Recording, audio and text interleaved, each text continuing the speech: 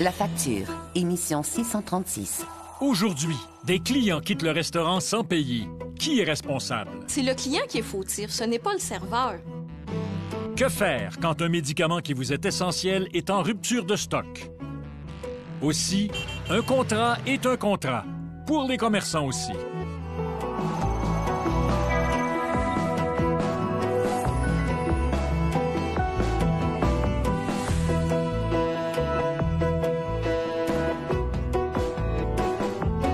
Bonsoir, bienvenue à La Facture. L'histoire qui suit va sans doute vous choquer. Ça se passe dans certains restaurants. Vous le savez, ceux qui nous servent courent constamment, vivent des stress et doivent être aimables, même si on ne l'est pas toujours avec eux. Mais il y a aussi une face cachée du métier de serveur, une face dont les restaurateurs ne veulent pas parler. Un côté sombre où on profite de la précarité des serveuses et des serveurs. Selon vous, est-ce que ce sont les propriétaires ou les serveurs qui devraient payer quand des clients partent sans payer? Les propriétaires. Normalement, c'est le serveur qui vont payer. Ça doit être le propriétaire. Moi, je trouve que ça serait la responsabilité du propriétaire. Les serveurs n'ont rien vraiment à voir là-dedans. Les clients n'en sont pas toujours conscients, mais les serveurs, eux, savent qu'ils doivent souvent payer pour la facture quand leurs clients se sauvent en douce. Du monde cheap qui viennent puis qui se disent ah, c'est pas grave, c'est la grosse entreprise qui va payer, puis ben non, c'est ton serveur qui paye. C'est un vol parce que c'est à moi de payer de ma poche. C'est vraiment un geste de l'employeur qui est illégal.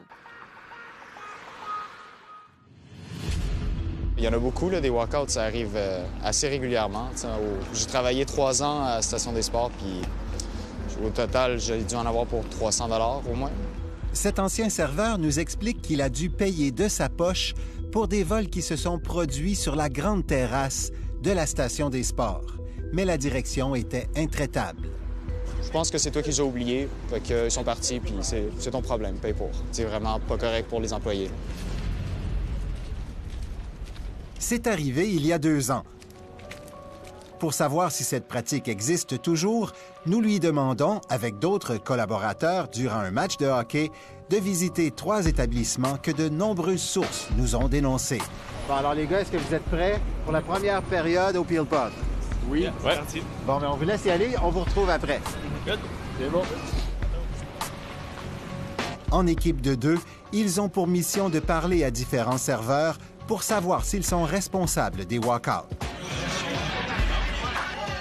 Le Peel Pub est connu à Montréal pour ses ambiances les soirs de match. À la fin de la période, nos collaborateurs nous livrent leur analyse. Est-ce que le serveur vous a dit que ça lui était déjà arrivé?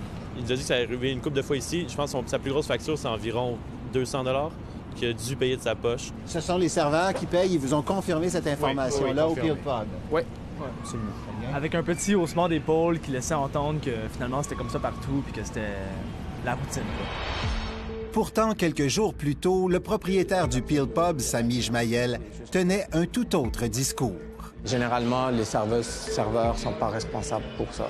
Parce que selon les normes de travail, ils disent tu ne peux pas demander à un employé des frais d'opération. Et ils classifient les walkouts comme des frais d'opération. Mais pourtant, on nous dit qu'ici, quand on est embauché, on doit signer un contrat là, qui prévoit, entre autres, qu'il y a des règlements à suivre et que c'est le serveur qui est responsable. C'est pas le cas ici? Nous savons que ce règlement existe bel et bien. Est-ce que... Et j'arrête ça. Est-ce que vous pourriez au moins nous montrer ce contrat-là, monsieur? Non. Arrêtez ça. Non, mais c'est qu'on avait besoin de cette information-là. Son avocat nous le confirmera par la suite. Mais il soutient que les serveurs restent libres de ne pas payer s'ils n'ont pas été négligents. Plusieurs serveurs du Peel Pub nous ont pourtant affirmé le contraire. La deuxième période, ça va être à la cage. Ouais. On vous retrouve là-bas. Parfait. Parfait. À tout à l'heure. Avec une 50aine de succursales, la cage, anciennement Cage au Sport, est bien connue au Québec. Voyons ce que nos collaborateurs y ont découvert. En fait, on a parlé à notre serveuse au bar, puis elle nous a dit qu'en fait, elle n'était pas consciente de la loi, puis que c'est elle qui payait la facture. Une information que nous confirment 2 anciennes serveuses de la cage qui témoignent à visage couvert par peur de représailles. À un moment donné, je m'en vais justement chercher une commande à la cuisine. Je reviens et ma table de 3 gars qui avaient pris 2 pichets de bière et un nachos sont partis, ne sont plus là. Paniquée, je vais voir mon gérant, puis il me répond ben oui, ça va être toi qui va devoir débourser car vous devez surveiller vos sections, c'est dans votre mandat, c'est ce qu'on vous demande. J'ai dû payer de ma poche. En fait, c'est une pratique qui est courante. J'ai jamais connu autre chose que de payer de sa poche quand il y a un walk-out. C'est le client qui est fautif, ce n'est pas le serveur. Maître Joanne Tellier, directrice régionale à la Commission des normes de l'équité, de la santé et de la sécurité au travail, est formelle. Cette obligation-là de faire payer la note aux salariés qui n'avaient pas les moyens d'être à côté de son client tout le temps, c'est illégal. Troisième période, la station des sports. Voici le résultat. Un peu comme partout, ils payent les walk-outs quand ça arrive. Même chose, c'est le propriétaire qui décide. Ils savent que c'est illégal, mais c'est comme ça que ça se passe ici, donc c'est comme ça que ça marche. Jamais on n'est profité d'un employé si c'était pas sa faute. Jamais. Peter Sergakis, propriétaire de la station des sports et d'une quarantaine de bars et restaurants, confirme que ses serveurs doivent payer pour les walk-outs. Mais pas toujours. Tu fais pas ta job, puis t'es négligent. Tu les consignes que ton patron te donne, mais faut que tu payes les conséquences, c'est ça. Est-ce qu'il est arrivé des fois où, dans votre tête, c'était clair que c'était du vol, mais vous avez dû le payer? Oui, bien sûr. Pour les serveurs, c'est quand même une grande frustration. Plusieurs d'entre eux nous ont dit qu'ils étaient très frustrés de ça, d'avoir à payer. Pour nous, pensez-vous pas que c'est frustrant? Qu'il y a certains employés qui ne font pas le travail correctement, qui ne suivent pas les consignes d'établissement? Un serveur est rarement, sinon jamais assigné seulement à une table. Il y a beaucoup de déplacements. Il doit avoir une vue périphérique, il va aux cuisines.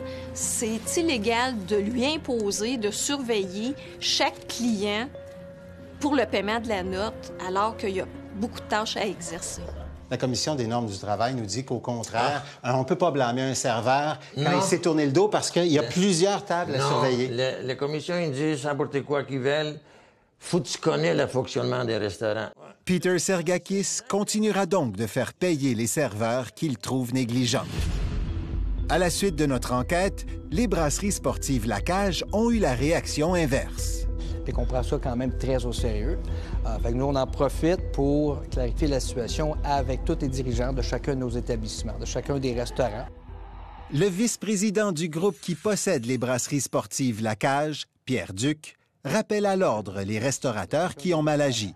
On leur explique que c'est pas une politique qu'on endosse. Un walk-out, c'est un walk-out. Ça fait partie des risques de la business. Au même titre qu'un magasin du vol à l'étalage, bien, c'est certainement pas les employés dans le magasin qui doivent en subir les frais.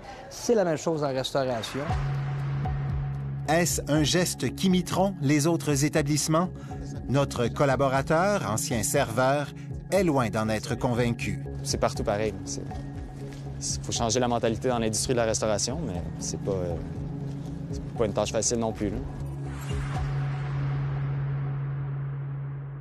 Vous travaillez en restauration et vous êtes victime de cette pratique? N'hésitez pas à en parler à votre patron. S'il ne veut pas entendre raison, vous pouvez porter plainte à la Commission des normes du travail. Un enquêteur rencontrera alors votre patron. S'il refuse toujours de vous rembourser, un juge l'obligera à le faire et vous n'aurez rien à payer pour ces procédures. Après la pause, des pharmaciens sauvent des patients en fabriquant des médicaments qu'on a discontinués. J'ai appris par mon pharmacien que le médicament était discontinué. La panique. Une dame qui est migraineuse, elle perdra 2 ans de sa vie en étant tout à fait non fonctionnelle.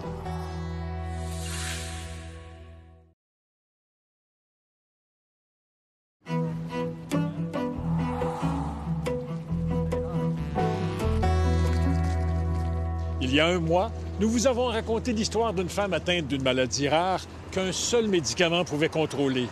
Un requin américain de la finance avait acheté la compagnie fabriquant ce médicament et en avait fait exploser le prix de 2000 %. Nous avons découvert qu'il est parfois possible d'éviter d'être à la merci de ce capitalisme sauvage ainsi que des compagnies pharmaceutiques.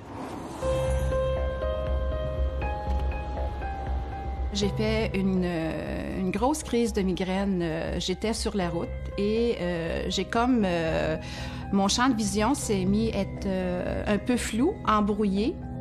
1993, Sylvie Carrier vient de faire connaissance avec la migraine. Toute la lumière nous devient agressante. Un médicament la sort des ténèbres, mais le fabricant, un géant de l'industrie, la laisse tomber. J'étais déstabilisée, vraiment comme en détresse. On ne doit pas infliger ça à un patient. Sylvie Carrier part en quête du Graal. Elle cherchera un médicament de remplacement à un endroit totalement inédit. J'ai contacté mon neurologue. Lui, il en revenait pas. Est-ce que c'est crédible? De l'aspirine aux antibiotiques, tout est produit industriellement. C'était les débuts d'une industrie qui deviendra milliardaire. La plus grande partie des nouveaux médicaments sont fabriqués par les grands laboratoires pharmaceutiques. Aujourd'hui, le plus grand parmi les grands, c'est Novartis. Chiffre d'affaires en 2015, 70 milliards de dollars. Il a longtemps été un leader dans le traitement de la migraine. Un mal qui freine les ambitions de Sylvie Carrier. Moi qui est un travailleur autonome, oui, ça coûte cher parce que oui, c'est des journées que tu ne peux pas travailler. Une dame qui est migraineuse d'une façon très active, elle perdra 2 ans de sa vie en étant tout à fait non fonctionnelle. Le docteur Michel Aubé de l'Institut neurologique de Montréal est professeur à la faculté de médecine de l'Université McGill. Le docteur Aubé est co-auteur du Guide canadien dans le traitement aigu de la migraine. Il contrôle les crises de Sylvie Carrier grâce au Café-Ergo de Novartis. Le Café-Ergo, qui est un nom commercial pour l'ergotamine, est un vieux médicament qui a été utilisé avec succès dans le traitement de la migraine, et ça depuis de nombreuses années. Il a changé ma vie, oui, jusqu'au jour où j'ai appris par mon pharmacien que le médicament était discontinué. La panique. Novartis a avisé Santé Canada en 2014 qu'il interrompait la distribution du Café-Ergo au pays pour des raisons commerciales. La rentabilité avant tout. Est-ce que c'est le critère qui doit dire, bon, ça rapporte plus dans cette industrie, on arrête tout? Jean-Louis Brasier est professeur émérite de pharmacologie à l'Université de Montréal. Il a passé une partie de sa vie à lire et à écrire sur les médicaments. Un médicament qui fait du bien pendant des années, il n'y a pas de raison qu'on le change comme ça pour des raisons qui sont des raisons économiques. Ça marche bien, on va continuer à ce que ça marche bien, même si c'est un médicament qui est marginal en termes de gros sous et de bénéfices. Sylvie Carrier cherche désespérément une solution de rechange. Un jour, une amie à l'emploi de Novartis en Suisse la met sur une piste inusitée. Elle m'a dit, écoute, il y a d'autres avenues. Elle dit, ici, en Suisse, on a nos apothicaires. J'ai dit, ben voyons donc, c'est possible ça? Elle dit, bien oui. Elle se lance à corps perdu dans la recherche d'un apothicaire qui pourrait lui faire un médicament personnalisé. Il y a ce qu'on appelle, nous, les préparations magistrales. Manon Lambert est la directrice générale de l'Ordre des pharmaciens du Québec. Vous voyez l'image du pharmacien apothicaire avec son mortier qui travaille ses médicaments avec des formules chimiques. Bien, des préparations magistrales, c'est un petit peu ça. La disparition du métier d'apothicaire avait pourtant été annoncée il y a plus d'un demi-siècle. Aujourd'hui, le pharmacien n'a plus ou presque plus de médicaments à fabriquer lui-même. La préparation magistrale, ça doit demeurer la préparation d'exception. Jean-Philippe Gentes est un véritable apothicaire, même s'il a un laboratoire ultramoderne. Son labo de Saint-Hyacinthe est un des plus importants au Canada. Chaque année, on y fabrique à la main des préparations magistrales pour des dizaines de milliers de patients. Les préparations magistrales existent pour vraiment répondre à un besoin qui est très, très ciblé et où il n'y a pas de marché, en fait, pour les compagnies pharmaceutiques. J'ai envoyé un courriel de détresse comme une bouteille à la mer. C'est rare que des patients nous contactent directement, mais lorsque les patients nous contactent, on a un devoir professionnel d'aider ces gens-là. En attendant de savoir si on arrivera à lui faire une préparation magistrale, les migraines reviennent de plus belle. Avant que vous puissiez vous sortir de cet engrenage-là, vous pâtissez. Nous demandons une entrevue à Novartis qui nous dit non. Mais par courriel, l'entreprise explique qu'elle a abandonné le Café-Ergo au Canada en raison de la baisse de son utilisation.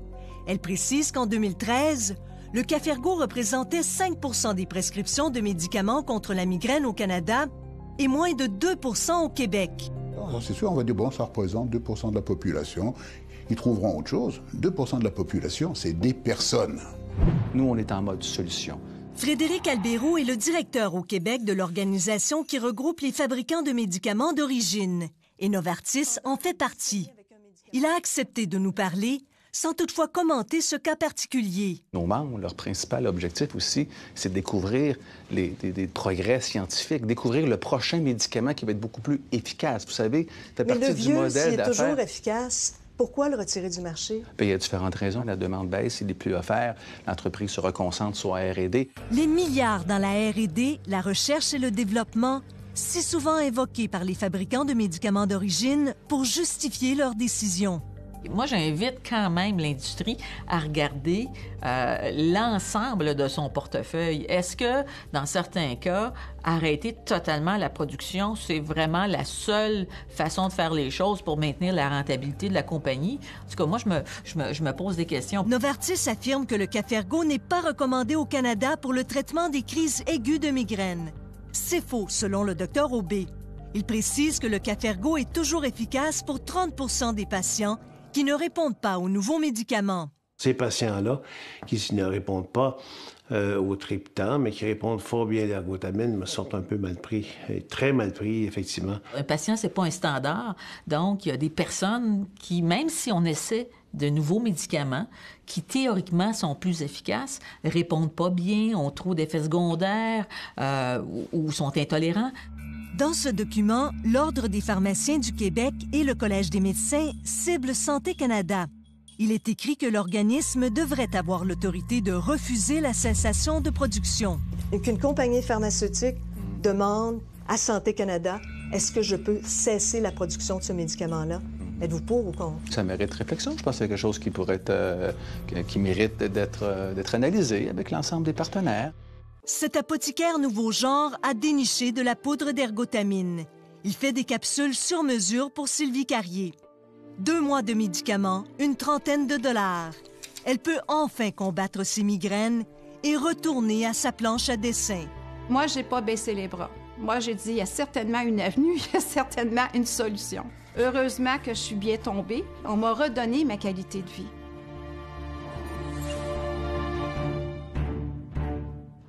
Les préparations magistrales sont plus répandues au Canada anglais et aux États-Unis qu'au Québec. Mais en raison des nombreuses ruptures de stock des dernières années, elles sont de plus en plus connues. L'Ordre des pharmaciens nous assure que cette méthode artisanale est encadrée par des normes strictes. Les médicaments qu'elle produit sont donc sûrs.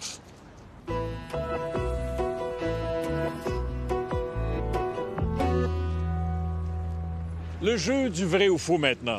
Vous achetez un paquet de piles 2A. Au moment de payer, vous vous rendez compte que le caissier ajoute des écofrais au prix de vos piles. Alors, vrai ou faux, les écofrais ne touchent que les appareils électroniques. La réponse après la pause.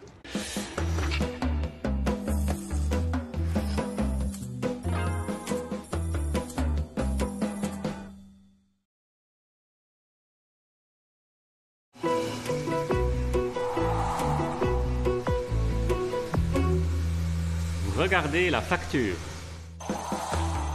Vrai ou faux, les écofrais ne touchent que les appareils électroniques. Faux.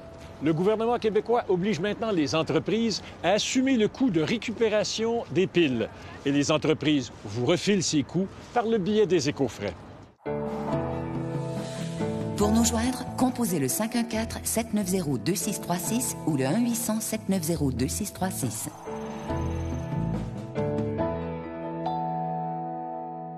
Avez-vous déjà discuté avec un commerçant ou un fournisseur de services avec lequel vous aviez un désaccord important? Se pourrait-il qu'on vous ait alors répondu « Voyons, madame, monsieur, vous n'avez pas lu votre contrat? » Eh oui, même si les contrats sont souvent incompréhensibles, nous sommes liés par eux. Sauf que les commerçants, eux aussi, sont liés par les contrats qu'ils signent, même quand ça ne fait plus leur affaire.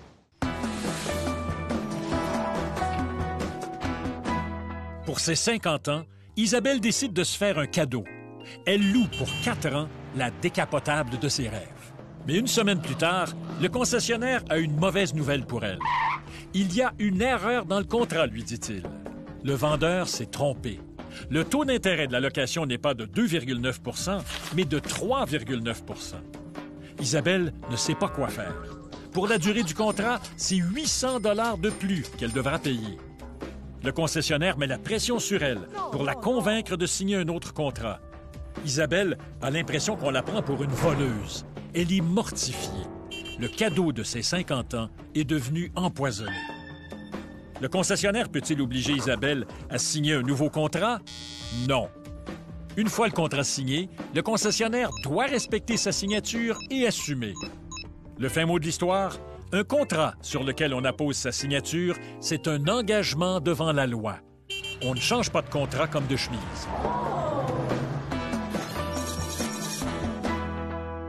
Voilà, c'était La Facture, où que vous soyez au pays, à Mississauga ou à Sainte-Pétronille. Merci beaucoup d'avoir été là. Voici ce que vous verrez la semaine prochaine.